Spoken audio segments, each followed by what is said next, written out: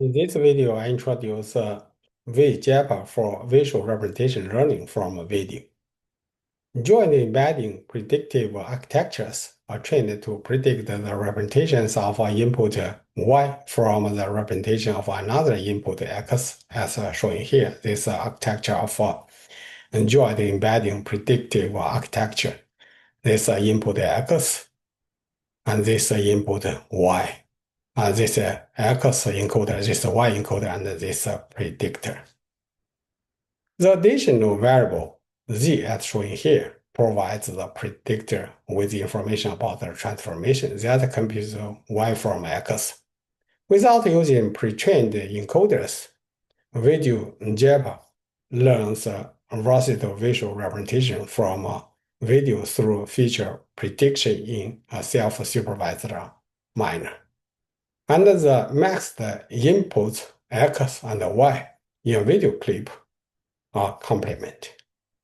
The video encoder E theta is trained to satisfy the constraint that the representations computed from one part of the video Y should be predictable from representations computed from another part of the video X. The predictor P phi is trained to predict the representation of Y from the representation of X condition on the variable Z that enables the distinct predictions for various transformations of X.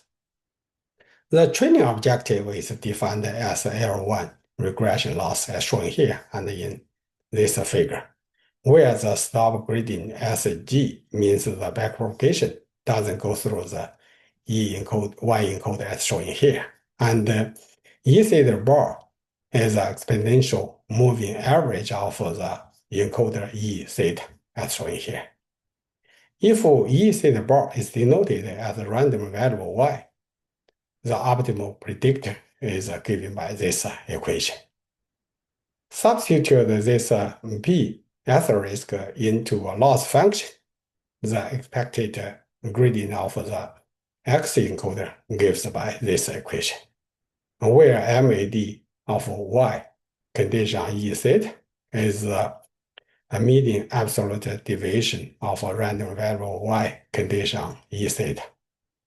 When the predictor is optimal, the X encoder must learn to capture as much as information about the video as possible to minimize the deviation of the target.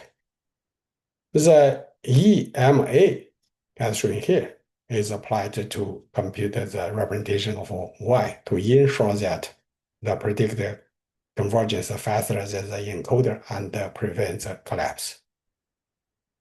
The regions X and Y from video are sampled using masking as shown here, where the sampled Y is several spatially continuous blocks without various aspect ratios and the spatial blocks across the entire temporal dimension of the video. And the sampled X is taken to be the complement. A video clip is fleeting as the sequence of tokens as shown here. This video clip and this sequence of tokens. The input of X encoder first drops the tokens from the video clip. The X encoder then processes the masked video sequence and outputs the embedding vector for each input token.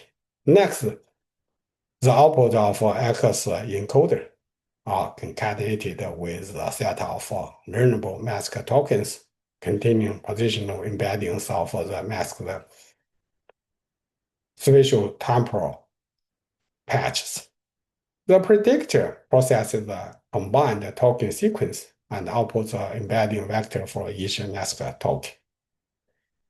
The outputs of the predictor are then regressed to the prediction targets using the L1 loss. The prediction targets correspond to the output of the Y encoder. A 3D video clip is split into L spatial temporal patches, and each patch consists of a 16 by 16 pixel block spanning 2 consecutive frames. Input X and Y correspond to mask the regions of a video, and the video masks are applied by simply dropping a subset of the tokens. Masking is applied at the input of the X encoder, as shown here. This encoder, X encoder, and at the output of the Y encoder, this Y encoder applied at here. The X encoder is a standard vision transform, while the predictor is a simple transform. The predictor takes as an input the sequence of embeddings produced by X encoder, as well as a sequence of learnable mask tokens with positional embeddings indicating the spatial temporal positions of Y tokens. The output of the predictor is an embedding vector for each mask token, as shown here, this V-JEPA model framework. For more details, please check with these references. Thank you. Bye.